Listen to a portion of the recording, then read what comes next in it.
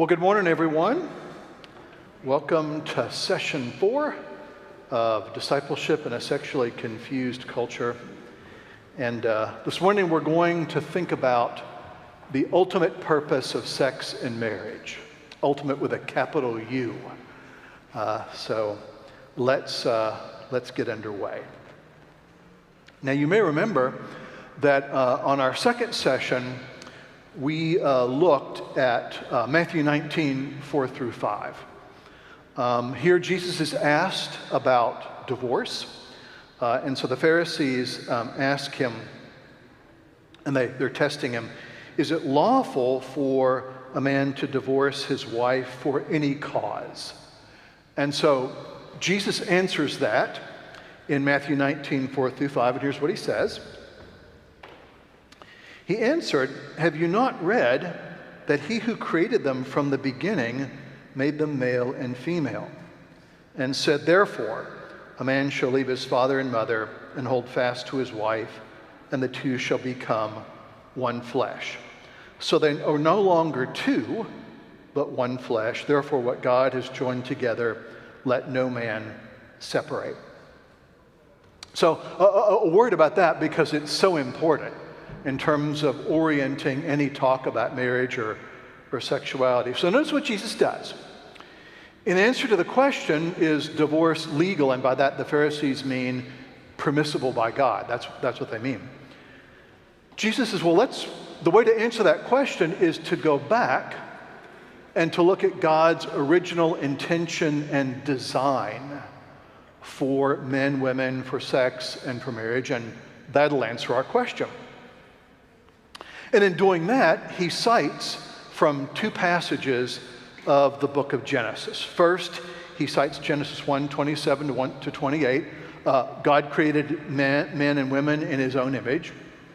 And then he quotes from Genesis 2:24, therefore a man shall leave his father and mother and be joined to his wife, and the two shall become one flesh, literally one thing, one person. Now, I think what Jesus says there is really important because we can draw a number of things from it. Jesus paints us a picture of what God's normative design for gender, for marriage, and for sexuality are. And let's briefly outline what that is. First, Jesus says that God created humankind. There's a sort of single human nature, but it's inflected into two genders. There's a common human nature, but that human nature is inflected into two different directions. One is a masculine direction, and the other is a feminine direction. So there's gender. And then God also oriented these two types of people, man, woman, to one another, that they be joined together in a union in which they sort of become one flesh. They enter into this deep, intimate communion with one another, and therefore that their sexual relationship is a sign of that union or of that relationship. Okay, so there's a brief sketch of God's original purposes and intentions. And therefore, Jesus sort of tells the Pharisees, we know our task as God's people is to live into that design and not to try to alter it to fit what we think might be right. And so let's go with that idea and see where that leads us. One of the things I think we would want to say is that living into God's original design for human beings, for sex and for marriage, is difficult for a number of reasons. But the main reason why it's difficult for everyone is this thing that we've called sin, or to use the more traditional Christian term, in this case, which I like to use, the word is concupiscence. Concupiscence, which simply means distorted desire. Okay? Distorted desire. Now, the idea here, right, is that in God's plan, right, men and women are oriented toward one another. There is a desire that comes with that, but under the conditions of sin, that desire's been distorted. As Father Bill said last Sunday. So notice what can happen, right? Natural desires, which are perfectly normal, can become distorted into abnormality. Okay, so let me give you an example. Let's say that we have someone whose natural desire to eat has become distorted to where they're wanting to eat all the time. They get nervous, they eat. They feel sad, they eat. They start to think about something they don't like, they eat. The desire for food is natural, but in this case, it's been distorted into an unnatural direction. And that's what we have happening with natural sexual desire. It gets distorted into concupiscence. And therefore, it gets focused on the wrong objects, or it can be focused on the right object in the wrong way. Okay? So normal sexual desire can be focused on the wrong object, or it can be focused on the proper object, but in the wrong way. Okay, so that's kind of what we're dealing with here. Now, if that's as far as we got, right, things could sound like really depressing, right? We could all think about our struggle to live into God's normative desire for marriage, for sex, and for ourselves, and feel like overwhelmed. But here's where we have to introduce the element of hope. So two things that I'd like to point out. Both of them come from the 8th chapter of Paul's letter to the Romans. The first is this. Paul says in Romans 8:18, "The sufferings of this present time are not worth comparing with the glory that is to be revealed to us." So that's thing number one. Thing number two comes from Romans 8:21, where Paul says that the whole creation will be set free from its bondage to corruption. That is, what Paul's wanting us to see here is this, is that while we live under the conditions of sin, and while we find our lives afflicted by concupiscence in all kinds of ways, there's hope, because God's promise is that God is going to redeem our bodies and also redeem our desires. There will come a time when not only our bodies are completely restored, more about that in a minute, but when our whole desires and our hearts are remade, and they're what they're supposed to be. That's God's promise to us. So that's where you and I live. So really important thing, and I think this is important in any discussion of marriage or sexuality, that we situate ourselves. So here's where we are in the Christian vision.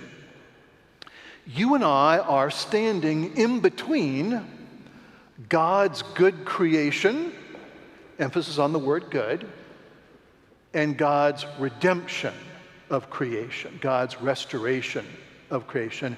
You and I are kind of standing in the middle in this world of sin and concupiscence. We've come from good, but we're also destined to good. And here's the point. If that's the case, right?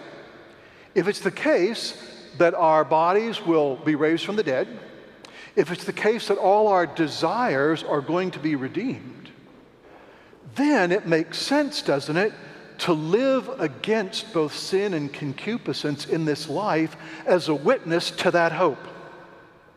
So here's the thing. All Christian talk about purity, all Christian talk about living into God's purposes for marriage and for sexuality is our way of witnessing to what we believe God has in store for us. Okay? That's really, really important. Okay? It's not that all Christian marriages are going to be like perfect. Okay? We do have some Christian marriages that have some flaws, right? That's really not the issue. The issue is, right, the reason why we persist in the vocation of marriage is because we believe that God's promised to redeem it. And our persisting in that vocation is a sign that we really believe that's the case. Okay, that's really important. Now let's look ahead. We're going to look ahead to something Jesus says in Matthew 22:30. Also very important. And Jesus is in another controversial situation. This time he's talking to the Sadducees who don't believe in the resurrection. And to make this short, because of time, the Sadducees come to Jesus, and the Sadducees are the folks who run the temple. They're very sophisticated. They've all got PhDs in theology from Harvard or Stanford or Yale. And so they come to this sort of, kind of backwoods Galilean country preacher, and they kind of pat him on the shoulder and say, well, we don't really expect you to understand these complex things because you're just a backwoods preacher. Now, Jesus, let's ask you a question. You've been talking a lot about this thing called the resurrection. Don't you think that's sort of like irrational? So they tell him this little story. Just imagine that this happens. There are 7 brothers, and brother number 1 marries this woman, and before they can have any children, he dies. And of course, we all know, right, what the law says. The law says that the next brother has to marry her and have children by her for his brother. It's the law of levirate marriage. And so they say, okay, so the second brother marries her, but before they have any children, he dies. So the third brother marries her, and before they have any children, he dies, and so on. So eventually, right at the end of the story, all 7 brothers have been married to this one woman. And the question is, okay, in the resurrection of the dead, whose wife will she be? Because she's been married to 7 men. Ha, ha, ha. That's the idea. And here's Jesus' answer in Matthew 22:30. For in the resurrection, they shall neither marry nor are given in marriage, but are like angels in heaven. And as for the resurrection of the dead, have you not read that it was said to you by God, I am the God of Abraham, the God of Isaac, the God of Jacob. He's not the God of the dead, but the God of the living. And when the crowd heard it, they were astonished at his teaching. Notice what Jesus says here. Jesus says, look, you're making a fundamental mistake. You're assuming that the resurrection life basically is simply like a revised version of this one, only maybe a little bit better, right? Maybe in the resurrection life, the bags under your eyes get healed and your hair gets to grow back and, something like that. They're sort of imagining the resurrection life as something of a new and improved version of this one. And Jesus said, that's wrong, because the resurrection life is this life completely transformed, radically, in a way that we can only begin to imagine. So take your theological sophistication and go back and do some more thinking. And they all walk away. So Jesus points us to something that we've mentioned before. That is, he points us to look now from where we are under sin and the struggle to live into God's purposes for sex and marriage. He points us forward to what Paul calls the redemption of the body. God's promise to restore and transform our bodily life. So let's take a look at that and think about what it might look like. Now, I think one of the problems that we have in Christianity is that we've got a number of Christians who basically accepted like a totally disembodied notion of salvation. In their minds, right, salvation means our souls leave our bodies, they float off into some heavenly space where they sort of remain in some sort of bliss. Unfortunately, right, there's nothing in the New Testament anywhere near that, and much against it.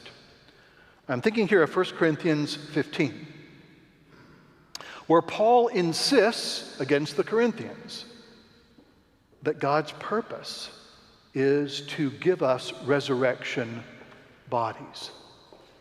Bodies completely transformed and completely restored. In Philippians 3:21, he puts it like this in one verse. He says that Christ will transform our lowly body to be like his glorious body by the power that enables him to subject all things to himself. So think about that famous scene in the Gospel of John where the risen Christ appears to the disciples and Thomas is with them. Remember, he's appeared to them once before. Thomas wasn't present. He appears to them, and now Thomas is present. And remember what Thomas says? Unless I touch the body, unless I put my hands in the nail holes, I won't believe. Now, here we get sort of short-circuited because we think about doubting Thomas, and we then go on to think all kinds of bad thoughts about Thomas. We forget what Jesus does. What does he do? You want to touch me? Here I am. I have a body that can be touched. It's a resurrection body. It's a body that's beyond suffering and beyond death, but it's a real body. I am not a ghost. So later on, remember what happens again in John's account of the resurrection? Remember what happens when Jesus encounters Peter and the disciples? Remember what he does? He has breakfast with them on the side of the Sea of Galilee. Ghosts don't eat. Okay, Jesus has like a body. It's a resurrection body, and we'll talk about that in a minute. So let's say a little bit about Christian anthropology. In order to understand the purpose of the body, in order to understand sex properly, we have to understand the Christian understanding of human nature, or anthropology is sort of the fancy word for that. So what is that? Well, essentially it's this. In Christian understanding, human beings consist of two parts, two elements. There's a human soul united to a human body. Those are the basic components of a human being. Okay? Human soul united to a human body, and the two together constitute a person, a human being, an individual. Death is not the liberation of the soul from that body. As a matter of fact, the separation of the soul from the body is unnatural. And that's why, right, we have this idea in the New Testament of the resurrection of the body, where God reunites the soul with the body, the resurrection body. That's where we're all headed. Now, in 1 Corinthians 15:35, Paul has some things to say about what this resurrection body looks like. And once again, right, we're talking about something that we actually don't have the capacity to understand. And if you think that's weird, right, there was an interesting column in the Friday Wall Street Journal by a physicist who was talking about how studying physics actually brought him to the Christian faith. And he said, as an atheist, I learned that, reality, which was what you could see, touch, taste, or smell. And then when I started studying astrophysics, I realized that about 2/3 of the universe is unavailable to us. It's dark matter. We don't really know what it is. So he said, my atheism started to collapse right there. So Paul's trying to talk about resurrection body. Let's see what he says. This is 1 Corinthians 15:35. So it is with the resurrection of the dead. What is sown is perishable. What is raised is imperishable. It is sown in dishonor. It is raised in glory. It is sown in weakness. It is raised in power. It is sown a natural body. It is raised a spiritual body. Spiritual body. So what is a spiritual body? And I know what everyone's thinking here, all right, but spiritual body, that sounds like an oxymoron, right? That's like circular square, right?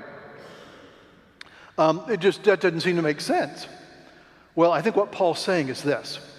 And here we have to remember, right, Paul's kind of overall kind of biblical framework. So as Paul's writing 1 Corinthians, right, remember, he's also thinking about something that happens in the 2nd chapter of the book of Genesis, where God, remember, takes the clay from the ground and forms it into a body. And remember what God does? He breathes into it, and we're told the thing becomes a living being, right? So important point. In Hebrew, which is the language of the Old Testament, and in Greek, which is the language of the New Testament, The word for spirit, wind, and breath are all the same word. The word for Holy Spirit is the same for breath or for wind, which is why, right in the 2nd chapter of the book of Acts, what precedes the coming of the Holy Spirit? A wind, right? So notice Paul's idea here. If you and I are given life by the breath or spirit of God, then a resurrection body has to be a body which is totally conformed to and energized by the Holy Spirit. It's still a body, but it's different from the bodies that we currently have. But it's still a body. Okay, really important thing. It's a body that is totally undergirded, totally energized by the Spirit of God. That's the resurrection body. Now let's see if we can draw out some conclusions from this idea. Paul is wanting us to begin to think about something really important. So think about it this way, right? Paul says, look, the redemption of the body is going to involve a close and deep relationship between God and us. Such that, right, that relationship is so intimate and so deep that there's a sense in which, right, you can't really tell where we leave off and God begins. That's how close this relationship is going to look like. And he says, you know what? We do have something of an analogy for thinking about what that might look like. And God created it in the first 2 chapters of the book of Genesis. It's called marriage. That is, Paul's saying here, and Jesus, I think, is saying too, God created marriage and the relationship between man and woman for a very specific purpose. On one hand, right, it has an inner worldly purpose, right? The inner worldly purpose of marriage is to bring these two creatures who were made for one another together, because their being together brings both of them to fulfillment, and their relationship with one another involves the process of procreation. And by the way, just as a little footnote, I think that we Christians should never talk about human reproduction. We should always talk about procreation. For this reason, God's created us in such a way that He's blessed us with the ability to share in His creative work. That's one of the missions of marriage, okay? Men and women share in God's creative work in the bringing of children into the world. That's why we should always talk about procreation. Okay, that's something a footnote. So Paul's saying, right, that the thing that's going on here in marriage is that in the intimate union of husband and wife, we're getting sort of a sense, a sign, one might even say a sacrament, of what our ultimate relationship with God is going to look like. And so, right, there's a reason why we find sex so interesting and so attractive and so compelling. There's a reason why that's the case.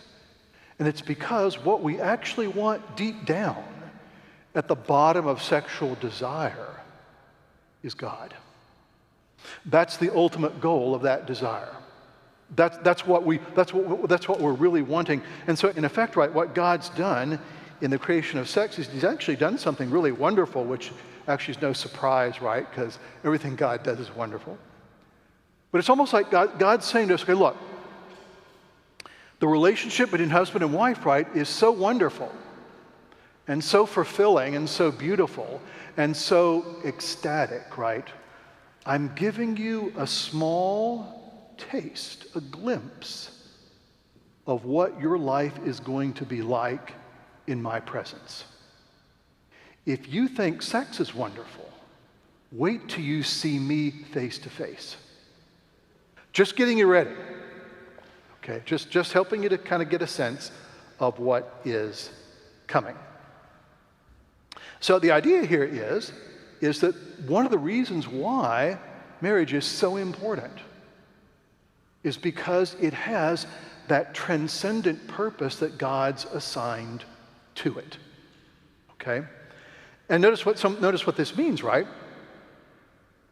It means that we can't alter the purposes of marriage.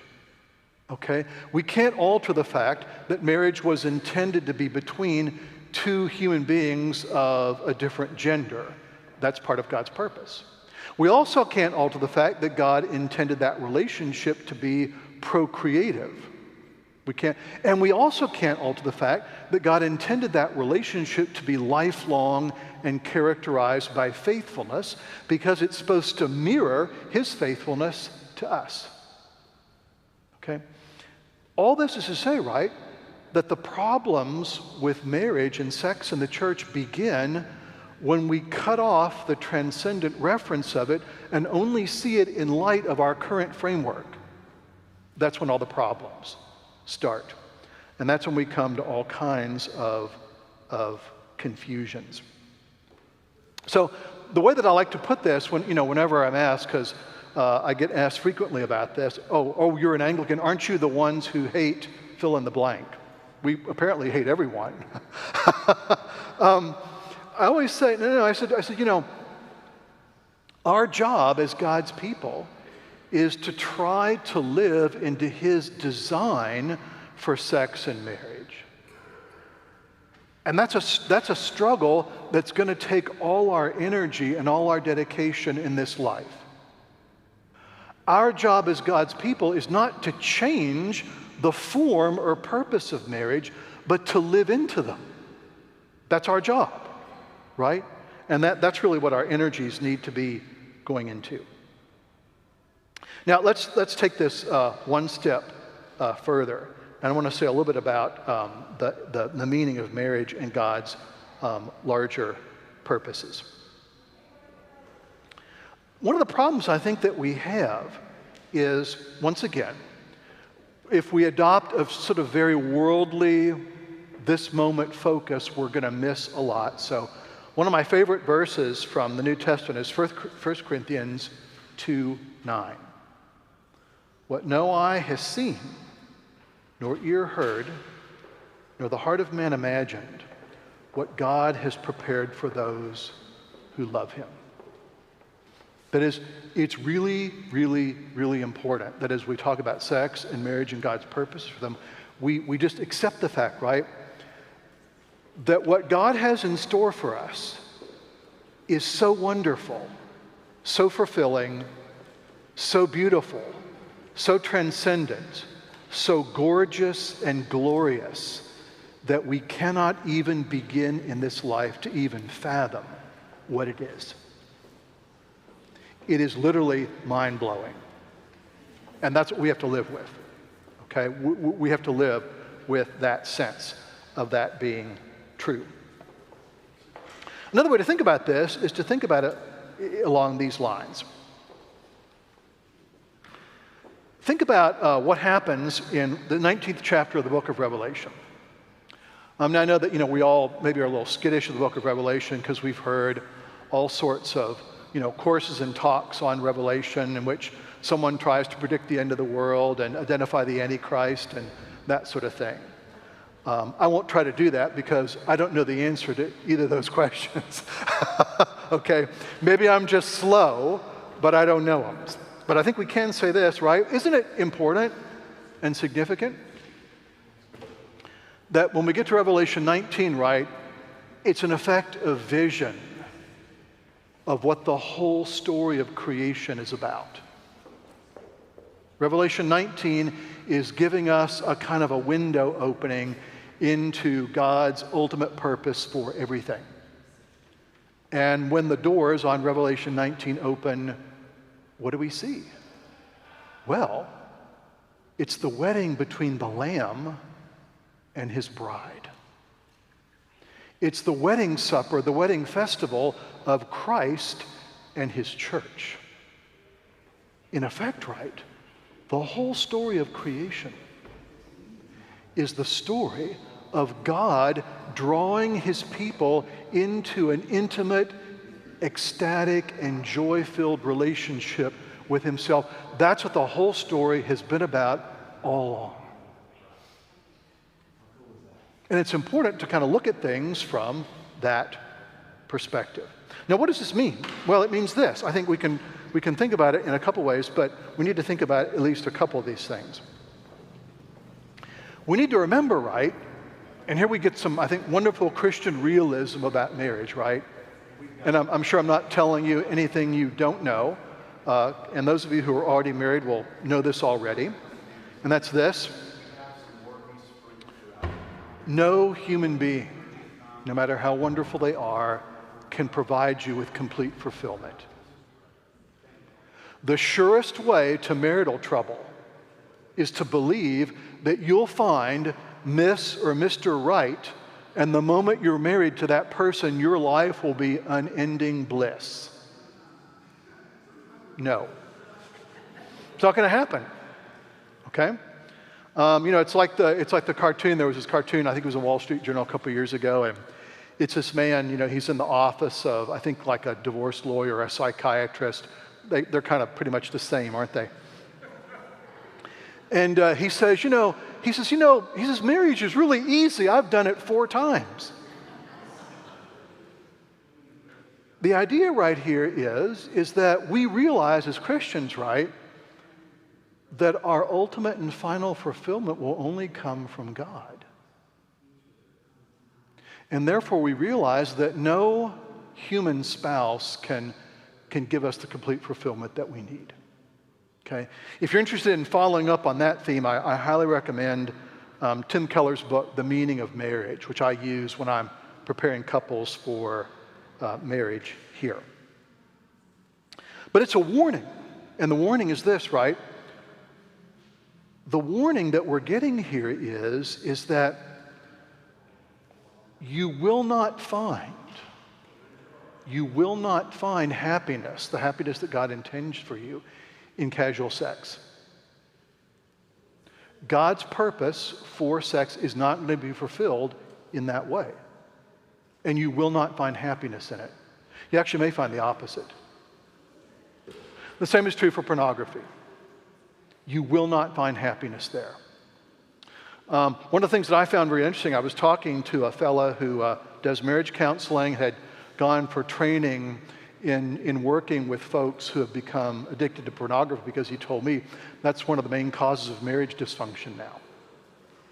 He says that it's been clearly established that one of the things that happens to people who are addicted to pornography is they actually lose the ability to enter into intimate relationships with other people.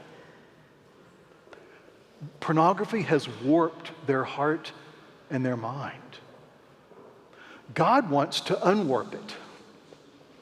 Okay, God wants to unwarp it and set it free.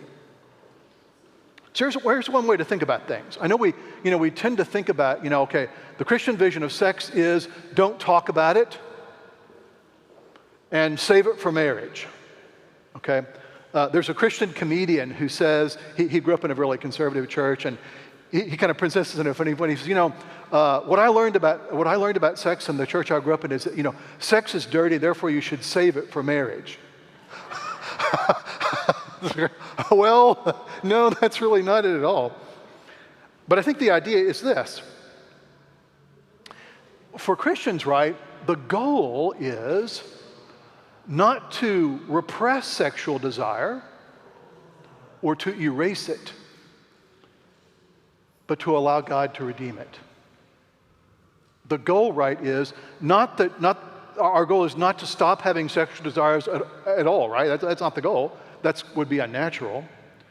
The goal is for God to redeem those desires. Or to use an imagery, this is an image C.S. Lewis used of his students. He said that when he first started teaching at Oxford, he went into it with the belief that he was going to have to be sort of like a guy going into the jungle with a machete, hacking down the lush growth of the jungle in the lives of his students. And he said he actually found the opposite.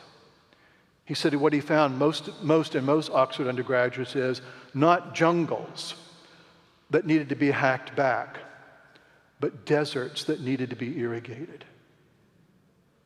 And therefore, right, the thing that needs to happen to us is that not that our hearts somehow need to be tamped down or controlled, but they need to be enlarged.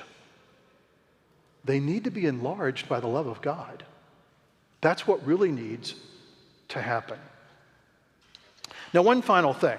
I want to say a word here about celibacy, and then we'll probably have to stop. Otherwise, I'm going to get run over by a procession. I want to say a word about celibacy because I think that's another important issue. I think in some ways, right, in the Protestant churches, we've gotten ourselves into a whole lot of trouble because we've operated with the assumption that eventually everyone's going to get married. And if you're not married, right, there's probably something wrong with you, right? Can't find the right person, no one will put up with you, who knows what, right? I think it's important to say this. Married people witness to God's purpose for sex and for human life by embodying the intimate relationship that God seeks to have with all of us. Celibate people embody God's purposes too, but in another way. Celibate people remind us that our final fulfillment is not to be found in this world. The celibate person, right, is sort of a living, physical reminder that we will not find our total fulfillment in this world, but that awaits in the next life. And so instead of seeing celibacy as like the opposite of marriage, we need to see celibacy and marriage as actually working and witnessing toward the same thing, but in different ways. And therefore, right, what we need to do is we need to be supportive of both. Both marriage and celibacy are Christian vocations. And we need to pray for God's mercy and blessing on both because they're both important, especially in the sexual zoo that we find ourselves inhabiting. Well, let's stop there, and next week we will continue on. But if you want to follow this up, please do read the 4th chapter of Christopher West's book, Our Bodies Tell God's Story.